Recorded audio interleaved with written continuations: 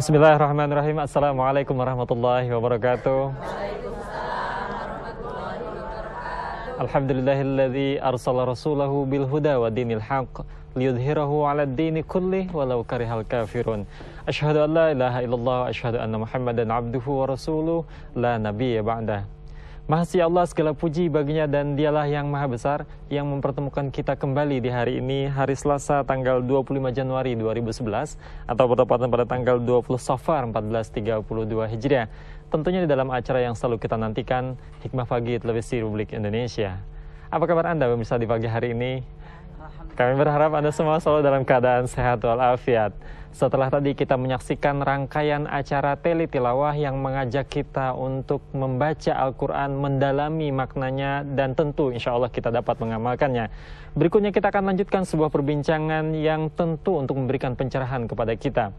Pemirsa, kita tahu bahwa mempunyai anak yang soleh tentu harapan dari setiap diri manusia.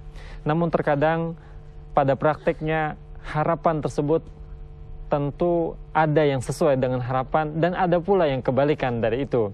Di samping itu, sebagai orang tua tentu mengharapkan sebuah harapan tersebut yang tertanam dalam di dalam keinginan setiap orang dengan memberikan berbagai macam petuah dan wasiat kepada anaknya, tentu untuk anak itu menjadi anak yang soleh dan solehah.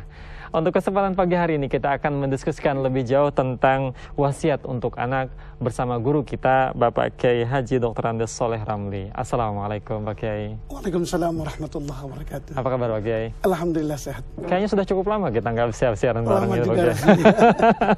Mudah-mudahan semua selalu sehat walafiat ya Pak Kiai ya. Dan terima kasih telah berkenan hadir pada kesempatan pagi hari ini. Dan pemirsa, kami tidak saja berdua, pagi ini kita kedatangan tamu ibu-ibu bapak-bapak dari Majelis Taklim Darul Fatah, Kasablanka, Menteng Dalam, Jakarta. Assalamualaikum. Waalaikumsalam. Apa kabar Ibu? Bapak sehat semua ya? Kayaknya baju kita nggak jenjen tapi agak mirip pada kesempatan pagi ini ya. Sehati ya mudah-mudahan. Dan terima kasih telah berkenan hadir pada kesempatan pagi hari ini.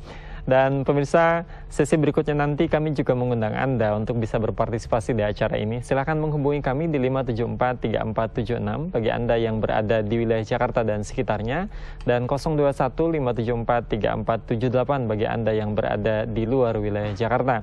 Namun kami mohon dengan sangat agar pertanyaan atau tanggapan yang Anda sampaikan sesuai dengan tema yang kita bincangkan pada kesempatan pagi hari ini, yaitu wasiat untuk anak. Baik Pak Kiai, berbicara tentang wasiat, tentu ada sesuatu yang ingin dititipkan untuk anak. Harapannya mungkin satu bagi kita yang berkeluarga dan ingin memiliki anak yang soleh, agar anak tersebut tentu sesuai dengan arahan-arahan dan tuntunan agama kita. Nah, untuk memberikan koridor yang sama di antara kita, mungkin berikan sedikit bagaimana apa itu wasiat dan apa itu anak yang soleh. Silakan. Assalamualaikum warahmatullahi wabarakatuh. Innal hamdalillah nahmaduhu wa nasta'inuhu wa nastaghfiruh. Wa na'udzu billahi min shururi anfusina wa min sayyiati a'malina. May yahdihillahu fala mudilla lahu wa may yudlilhu fala hadiyalah. Allahumma shalli wa sallim wa barik ala sayyidina Muhammad wa ala ali sayyidina Muhammad, amma ba'du. Pemirsa dan hadirin di studio yang dirahmati Allah, anak adalah satu anugerah, Ustaz. Satu nikmat. Betul. Sekaligus juga merupakan suatu amanah, titipan dari Allah Subhanahu wa taala. Ya. Setiap insan yang sudah berkeluarga selalu mendambakan yang namanya dzurriyyah, yang namanya anak. Yeah. Karena itu dalam berbagai macam ayat Quran selalu diajarkan Allah kepada kita. Di antaranya Rabbi habli minas shalihin. Betul. Rabbana hablana min azwajina wa dzurriyyatina qurrata a'yun waj'alna lil muttaqina imama. Ya Allah, berikanlah kami keluarga, keturunan yang soleh-soleh, keturunan yang solehah. Kemudian bagaimana memperoleh keturunan yang solehah itu? bagaimana mendapatkan anak yang baik. Dan juga perlu diketahui bahwa anak itu juga merupakan ujian. Selain dia merupakan nikmat, selain merupakan amanah, dia juga merupakan ujian buat kita. Dalam Al-Quran dengan tegas Allah katakan, innama amwalukum wa auladukum fitnah. Ustaz, anak, harta itu adalah ujian buat kita. Apa ujiannya? Ujiannya, mampukah kita memelihara, mengatur, mendidik amanat yang Allah berikan itu?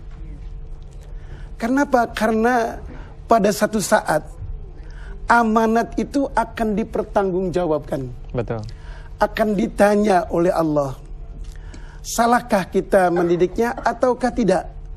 Ataukah sesuai dengan garis-garis yang ditentukan oleh Allah? Sebagaimana Luqmanul Hakim, seorang ahli hikmah, seorang yang bijak, dituturkan oleh Allah dalam Al-Quran, bagaimana beliau mendidik anak.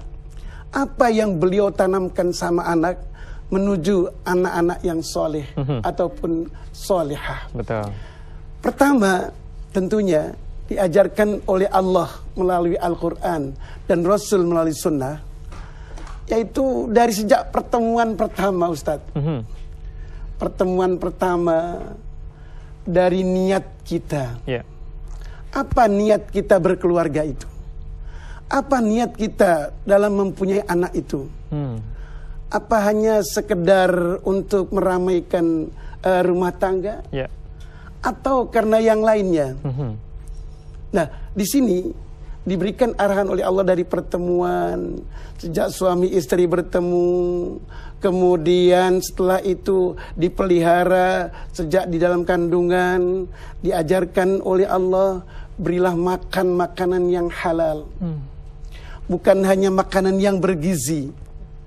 Karena makanan yang bergizi belum tentu halal. Betul. Begitu kan? Betul. Tetapi makanan yang halal pasti dia bergizi. Makanya Allah katakan kulu minat thayyibat. Jadi makanlah, berikan makanlah kepada keluarga kita itu makanan yang halal, yang thayyibat. Kenapa? Karena nanti akan melahirkan anak kalau diberi makan sama makanan yang tidak halal, nabata minal haram. Tumbuh daging pun akan melahirkan yang diharamkan oleh Allah. Kalau dia makan dari makanan yang halal, insya Allah anak akan tumbuh dan besar dari darah dan daging yang halal. Nah, setelah itu diajarkan ketika dia lahir, ya, sebagaimana tuntunan Nabi, supaya diazankan di telinga kanan. Betul. Kenapa demikian? Karena agar anak yang pertama kali dengar sejak dia lahir ke dunia ini adalah kalimat tauhid. Karena anak itu bagaikan satu kaset, ya, yang satu saat akan terulang itu. Bisa direwind, bisa diriwayatkan lagi, diriwayat lagi. Ya. Dia ingat apa yang diperdengarkan. Jangan sampai anak kita lahir langsung diperdengarkan musik. Jadi perdengarkanlah kalimat-kalimat yang baik, kalimat tauhid. Kalau azan itu kan kalimat tauhid. Dari asyhadu an la ilaha illallah, asyhadu anna muhammadar rasulullah. Kemudian ada hayya 'alas shalah, tercermin dalam surah Luqman itu nanti. Jadi pendidikan yang diajarkan oleh Luqman kepada anaknya juga termuat di dalam azan itu. Kenapa? Karena pertama, janganlah tusyrik billah. Jangan sekali-kali menyekutukan Allah. Jangan sekali-kali menduakan Allah dengan apapun juga. Baik itu dengan benda, dengan manusia, dengan harta, dengan pangkat. Kan selama ini kita dengar orang menyekutukan Allah hanya dengan benda, seolah-olah begitu, seolah-olah begitu. Padahal kadang-kadang dengan pangkat dan jabatan pun orang bisa menjadi musyrik. Ini banyak, Ustaz, dalam masyarakat kita sekarang ini. Karena itu Luqman katakan, la tusyrik billah. Jangan sekali-kali menyekutukan Allah dengan apapun juga. Kenapa? Inna syirka la zulmun azim. Syirik itu adalah perbuatan zalim. Zalim itu artinya wad'u syai'i fi ghairi mahalli, Ustaz. Apa itu? Meletakkan sesuatu bukan pada tempatnya. Padahal yang jadikan dia, yang ciptakan dia dari alam arwah, dari tiada, kemudian ada, kemudian besar, itu adalah Allah. Zat satu-satunya pemberi nikmat. Tetapi mengapa setelah kok dia lahir, tahu-tahu bukan Allah yang disembah? Nah, ini namanya zalim. Karena itu Allah selalu mengatakan syirik itu adalah perbuatan zalim. Inna syirka la zulmun azim. Karena menempatkan sesuatu bukan pada tempatnya. Yang harus dia sembah adalah Allah yang memberikan dia nikmat. Tetapi setelah dia musyrik, dia tidak menyembah kepada Allah. Mungkin dengan benda lain, mungkin dengan jabatan, dengan harta, atau dengan lainnya. Yang pada akhirnya syirik itu adalah dosa yang paling besar. Kalau kita urutan dosa itu, ada yang namanya akbarul kabair. Dosa-dosa yang paling besar. Urutan nomor satunya adalah